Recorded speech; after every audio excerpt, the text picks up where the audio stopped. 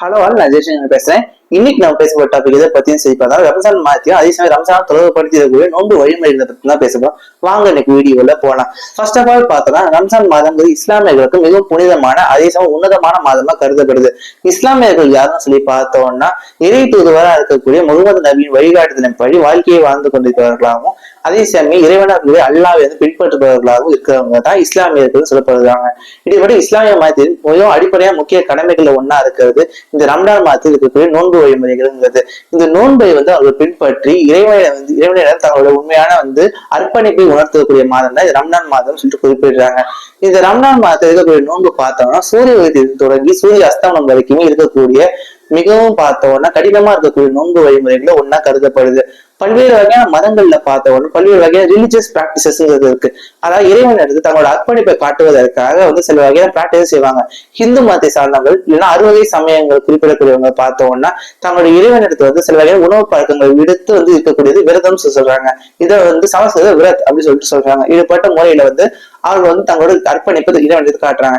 இதே மாதிரி பார்த்தோம் பல்வேறு வகையான மதங்கள் இருக்கு. இப்போ புத்திசம்ல பார்த்தோம் அவங்களையும் ஒரு வகையான உபவாசம்ங்கிறது இருக்கு. அந்த மாதிரி வகையில பார்த்தோம்னா இஸ்லாமியர்களுக்கு பார்த்தோம்னா இந்த நோன்புங்கிறது இறைவன் எடுத்து தங்களோட அர்ப்பணிப்பையும் முதல்ல தங்களோட ஒழுக்கமான நெறிமுறை காட்டுறதுக்காகவும் தான் பார்த்தோம்னா இந்த நோன்பு வழிமுறைகளை இந்த ரம்ஜான் மாதத்தை பின்பற்றுறாங்க. இந்த ரம்ஜான் மாதம்ங்கிறது பார்த்தோம்னா இஸ்லாமிய கேலண்டர் அடிப்படையில் நாட்காட்டியின் அடிப்படையில் பார்த்தா இது 9வது மாதமா வருது. அதாவது அவங்க 12 மாதங்கள் பார்த்தோம் லூனார் கேலண்டர் அடிப்படையில் இருக்குது. லூனார் கேலண்டர் என்ன சொல்லி பார்த்தோம்னா நிலவை மையமாக கொண்டு கணக்கிடப்படக்கூடிய நாட்காட்டி முறை தான் லூனார் கேலண்டர் சொல்லப்படுது.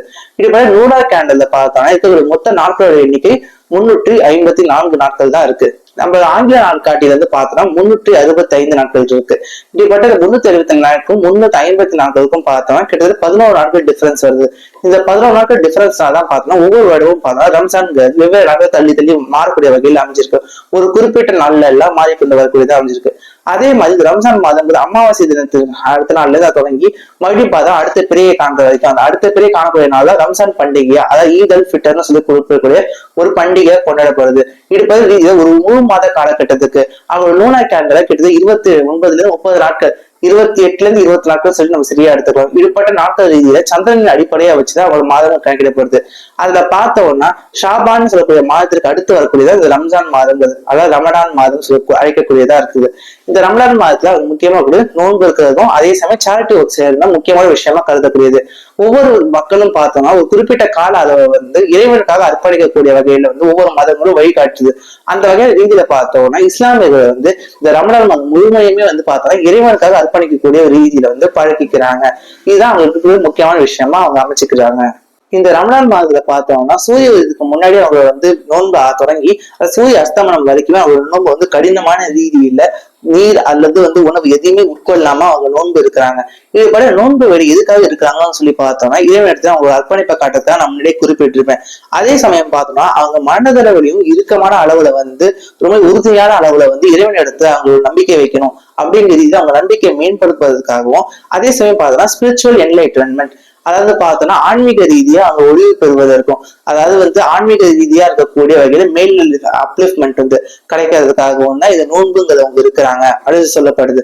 பல்வேறு வகையான சயின்டிபிக் ரீதியில பார்த்தோம்னா நோன்பு இருக்கிறதா இருக்கும் சரி இல்ல விரதங்கள் இருக்கிறதா இருக்கும் சரி பல்வேறு வகையான உபவாசம் இருக்கிறது அதாவது உணவு உட்கொள்ளாம அதை உணவை தவிர்த்து வைப்பது அது பார்த்தோம்னா பல்வேறு வகையில் நன்மைகள் செய்யக்கூடியதா ஆய்வாளர்கள் குறிப்பிடுறாங்க. அந்த மாதிரி வகையில பார்த்தோம்னா ஒவ்வொரு மதங்களையும் இருக்கக்கூடிய உபவாச முறை வேறுபடுத்தி இருக்கும்.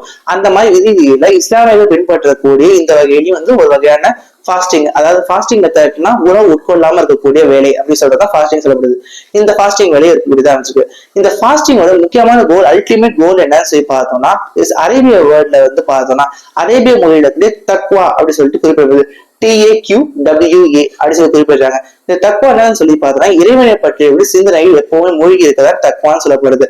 அதாவது இறைவனை எப்பவுமே மனதில் நிறுத்தி இறைவனை பற்றிய சிந்தனைகளை மட்டுமே கொடுக்கணுங்கிறத இந்த ரம்ஜான் மாதத்தை முழுமுதல வச்சிருக்காங்க அப்படி சொல்லிட்டு அழைக்கப்படுது. இந்த ரமலான் மாதத்துல பார்த்தா மிக முக்கியமான விஷயமா கருதப்படுறது நோன்பு இருக்கிறது தானே சொல்லி நான் முன்னாடி சொல்லியிருந்தேன். அந்த மாதிரி நோன்பு இருக்கிறதுல பாத்தீங்கன்னா எல்லா வகையான இஸ்லாமியர்களும் வயது வித்தியாசமின்றி நோன்பு இருக்கலாம் சொல்லப்படுது. ஆனா அப்படிதான் சில வகையான பேர் இதுல விலக்கு அளிக்கப்படுகிறது.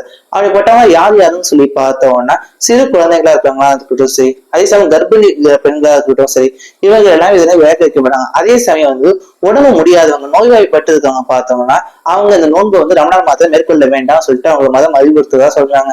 அதுல அடுத்து டிராவல்ஸ், அதாவது ஒரு இடத்துல இருந்து இன்னொரு இடத்துக்கு பயணப்பட்டு போறவங்களை பார்த்தா அவங்க பயணம் செய்யக்கூடிய நாட்கள்ல வந்து இந்த நோன்பு இருக்க வேண்டாம் அப்படின்னு சொல்லிட்டு அறிவுறுத்தப்படுறதா சொல்றாங்க. இதெல்லாம் பார்த்தோம்னா யார் யாரெல்லாம் இந்த நோன்பை வந்து முறையா கடைபிடிக்க முடியாத வகையில, அதாவது அவங்க உடல் வந்து இந்த நோன்பை ஏற்றுக்கொள்ள முடியாத நிலையில இருக்காங்களோ அவங்க எல்லாம் நோன்பு இருக்க வேண்டாம் அப்படிங்கிற ரீதியை தான் அறிவுறுத்தப்படுறதா சொல்றாங்க.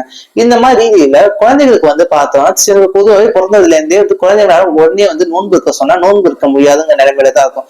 அதனாலேயே சிறு வயதுல இருந்து என்ன பண்ணுவாங்கன்னு சொல்லி பார்த்தோம்னா அவங்க ஏஜ் ஆஃப் 7 வந்து அடைஞ்சதுக்கு அப்புறமா இல்லைன்னா பியூபர்ட்டி அடோலசன்ஸ் ஏஜ் அடையிற வரைக்கும் வந்து பார்த்தோம்னா ஸ்லோ அண்ட் ஸ்லோவா வந்து கொஞ்சம் கொஞ்சமா வந்து பார்த்தோம்னா அவருக்கு நோன்பு வழிமுறைகளை பின்பற்றுறதுக்காக சொல்லிக் கொடுப்பாங்க.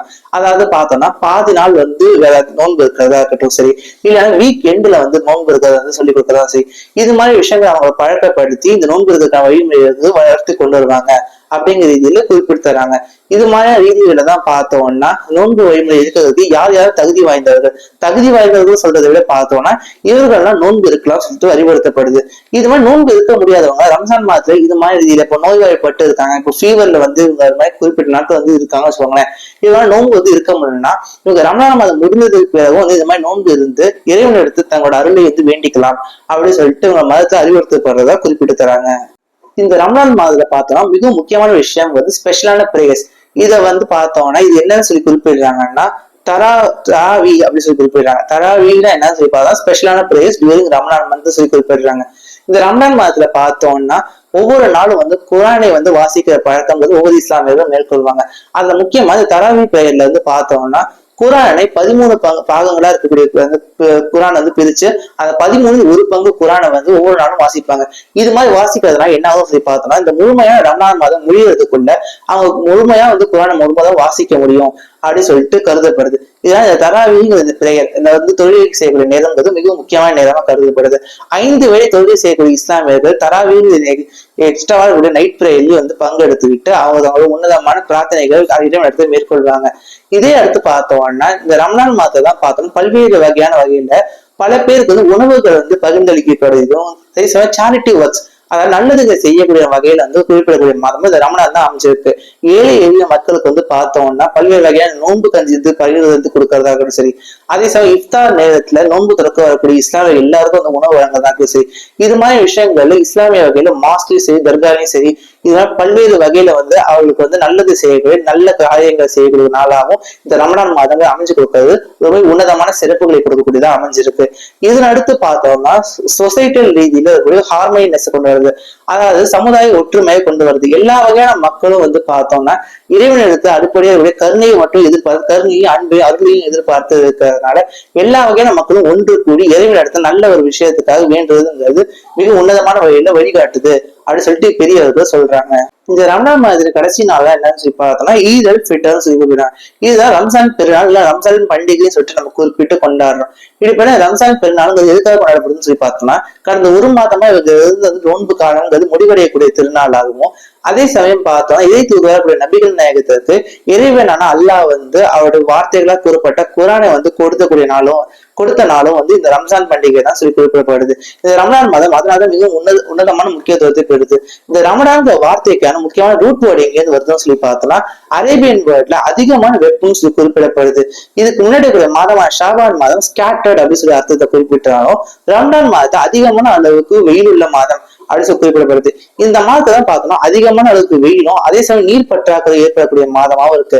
இந்த மாதத்துல வந்து இறைவன் எடுத்து வந்து நோன்பு வந்து வழிபடக்கூடியதுன்னு பார்த்தோம்னா பல்வேறு வகையான முக்கியமான ரீதிகள்ல மனதை அமைதிப்படுத்துவதற்காகவும் அதே சமயம் இறைவன் எடுத்து முக்கியமா கான்சன்ட்ரேஷன் பண்ணி இறைவன் எடுத்து டிவோஷன் காட்டுறதுக்கான மாதமாகவும் குறிப்பிடப்படுறதா சொல்றாங்க.